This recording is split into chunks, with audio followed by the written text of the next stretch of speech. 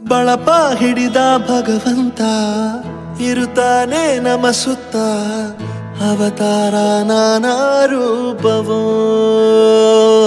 ನಮ್ಮೆಲ್ಲ ಹಣೆ ಬರಹ ತಿದ್ದಿ ಬರೆಯಲು ಕತ್ತಲೆಯಿಂದ ಬಂತ ನಮ್ಮ ಕೈಯ ಹಿಡಿಯುತ್ತ ಕರೆದೊಯ್ದ ಬೆಳಕು ತೋರಲು ನಯವಾಗಿ ಗದರೋದು ನಮ್ಮ ಬೆಳೆಸಲು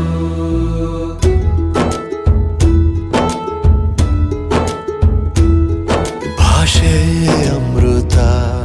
ಕುಡಿಸೋ ತಾಯಾಗಿ ಭಾಷೆ